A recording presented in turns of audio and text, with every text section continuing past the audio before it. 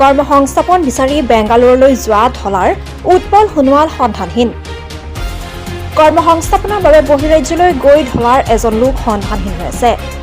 30 ছেপ্টেম্বৰৰ পৰা সন্ধান নাই ঢলাৰ আৰৈমুৰীয়া গাঁৱৰ উৎপল সোণোৱাল নামৰ লোকজনৰ। 27 ছেপ্টেম্বৰত উৎপল সোণোৱালে বন্ধুৰ সৈতে তিনিচুকীয়াৰ পৰা ৰেলযোগে বেংগালুৰুলৈ গৈছিল। 30 ছেপ্টেম্বৰতে উৎপলে শেষবাৰলৈ কথা পাতিছিল পৰিয়ালৰ সৈতে।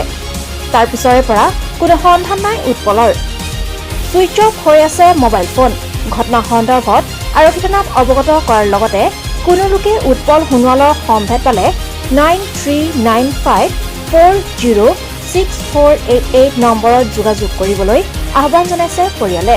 মোৰ হাজবেণ্ড উৎপল সোণোৱাল কৰ্মসূত্ৰৰ বাবে বেংগলোৰত গৈছিলে। 27 তাৰিখে ট্ৰেইনত উঠা, 30 তাৰিখৰ পৰা অনুসন্ধান হৈ আছে। তাৰ বয়স আছিল 40 বছৰ। তাৰ সংসাৰত এজন পুত্ৰ আৰু ৱাইফক এৰি থৈ গৈছে। সন্তানৰ বয়স 10 বছৰ। ঢলা আৰমূৰীয়া থানা ঢলা পৰে। থানা ঢলা।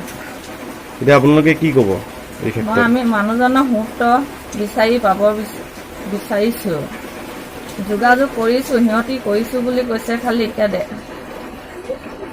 বাহিৰৰ ফালে হেজাতকে চব ফটো চব পৰাই হৈছে, কিন্তু মানুহজনৰ অনুসন্ধান পোৱা নাই। অনুসন্ধান পোৱা নাই।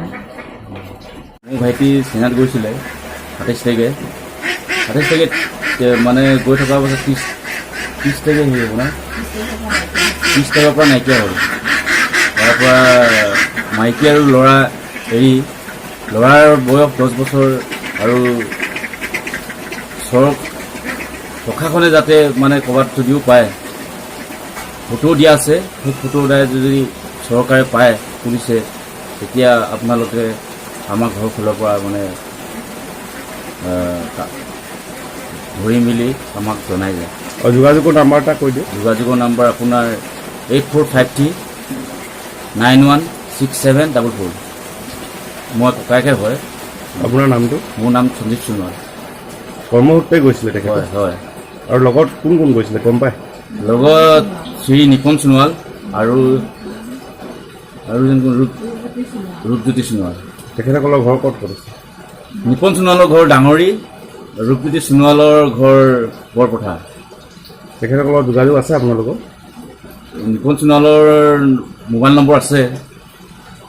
তেখেতসকলে কি কৰে যোগাযোগ কৰিলে? তেখেতসকলে যোগাযোগ মানে তেখেতসকলে মানে বিচাৰিছোঁ বুলি কৈছে। আৰু যিজন নিপন সোণোৱাল সেইজন নতুন, মানে তেনেকৈ জেগাবিলাক চিনিও নাপাওঁ বুলি কৈছে।